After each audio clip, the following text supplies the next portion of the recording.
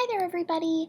I really just wanted to give you a little bit of positive encouragement through the month of December. I know that it is so difficult to keep up with those nightly routines, and I just wanted to give you a little bit of encouragement as you try to fit in your nightly reading and know that it does matter, and the 20 minutes or more that you're doing with your child really does matter. So the form of this video will take the form of just a few quick bullet points, and I hope you enjoy learning why you are reading with your child at night, at least 20 minutes or more.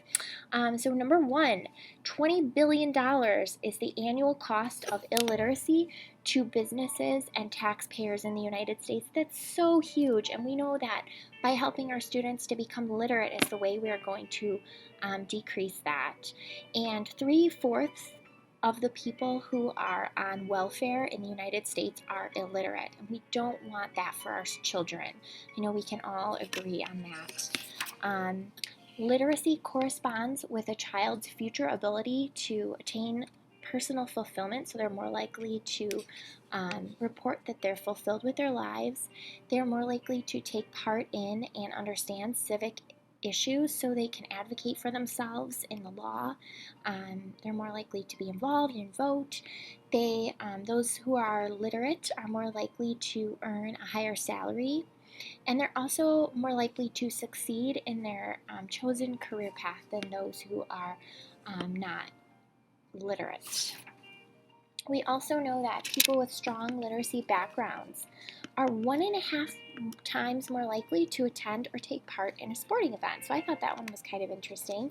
We know that literate people are 2.5 times more likely to do volunteer or charity work, which we all know that we want our children to be kind and we want them to be making a difference in the world as they get older. We know that they're 3 times more likely to attend a performing arts event, which is fascinating, and 4 times more likely to visit a museum. So I just thought those were kind of fun facts. But on a more serious note, reading is actually good for you. On average, readers have better physical health, they have better empathy, which actually good, solid empathy, the ability to understand others, is linked to reading fiction text, which makes sense because when you read fiction, you're really thinking about the characters' feelings, and it helps you kind of understand people in your own lives, how they're feeling, and how you can read social situations. And readers also have better mental health. And so this I actually thought was very fascinating. Reading to a child in an interactive style, so when you read with them, raises his or her IQ points by over 6 points if it's 20 minutes or more every night. And daily reading to children puts them almost 1 year ahead of those who are not being read to. So that's why we really say that it needs to happen every single day. It cannot be 60 minutes every 3 days. It has to be 20 minutes or more every single day. And I have this little chart that I'll kind of hold up, so you can see that their percentile rank of these students directly correlates with how many minutes they are being they're read to or read with every day. So the student in the 10th percentile averages 1 minute of reading every night outside of school, and they're only learning 51 new words per year. That's like 51 more vocabulary words they can use in their daily lives. However, the students on average in the 98th percentile rank are reading outside of school 67 minutes on average, and they're learning almost 4.8 million words per year. That's huge. That's a huge difference between these students. So this right here is why we read outside of school. This is really why we are encouraging you to read with your children outside of school, because we know it makes such a difference. Just some tips for influencing a desire to read. Really read daily. Help your child know that it is part of your daily routine. Read before allowing them to watch TV or play video games. If 20 minutes straight through is too much for them, you can break it up a little bit in the morning, a little bit after school, maybe a little bit before bed. Journal writing, when your child is really, really excited to tell you something, or sometimes they're really excited to tell me something, I say, write it down, and then you can read me whatever you wrote. So it's just a way to encourage them to be writing at home.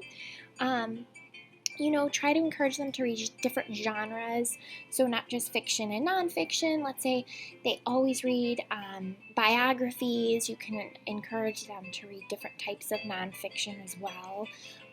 Or if they're always reading realistic fiction stories, you can encourage them to read fairy tales, fables, historical fiction, that sort of thing. And as you're thinking about what to get your child for the holidays coming up, you can really think about giving books as presents. And I can always give you some great author suggestions, as can Mrs. Bibler and your child's classroom teacher. But there are some really, really amazing authors that I know that students are really excited about lately. Remember, read to your children, with your children, and near your children. That last one's key because they want to see that reading is not only important to them, but it's also important to you. So, when you're checking your email, that's a form of reading. Make sure they know that. Like, you read every day. The majority of what we read as adults is nonfiction. And so that doesn't mean, though, that we're not reading when we're checking our email, when we're reading text messages, when we're checking the news, when you're reading a blog you love, reading a recipe, that sort of thing. So make sure your child knows that reading is important to you as well, and model a love of reading yourself. One of the worst things parents can do, and I know they're well-meaning, is saying, oh, when I was your age, I was bad at reading. When I was your age, I hated reading. By doing that, you're creating that self-talk that your child is only going to start repeating themselves. And so I did kind of want to show you this chart that I know I've shared with many of you before.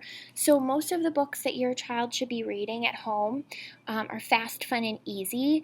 And these are books that they can read. They might be like, they're not too much below their reading level. They're like those just right Goldilocks books. So, talk to them about the 5-finger rule. If you need help trying to find what a just right book for your child would be, I can certainly help you with that. And then they can also be reading Help Me books. These are books that they will be reading, in school, and sometimes they might take them home. These are books that they need your help with, so you can alternate reading. Maybe you read a page and they read a page, or maybe you read the book and then they repeat it, or maybe you're reading at the same time as them, so you're like chorally reading, okay? Or sometimes these books are books that you do have to read most of the words on the page, but they're really excited about that and you don't want to kill that love of learning. But again, this should not make up most of their reading. Most of their reading should be at their level, not too easy, but also not too hard. And then the third section is dessert books. Those are books that would be way too hard for your child, maybe like a Harry Potter, but they're super excited, and so you read it to them. But again, that's like making up a smaller, let's say like a 25%, part of their reading, 20-25%. Or these are books that are way too easy. Maybe they're like a 4th grader and they really like Frog and Toad. So these are like, hey, I'm going to go on a vacation for my brain and read some dessert books. So think about this as you think about your child's what they're eating every day. You wouldn't want them to eat brownies as the majority of their food, right? So you don't want them to read I Spy books as the majority of their reading, but that doesn't mean I Spy books aren't fun to read every now and then.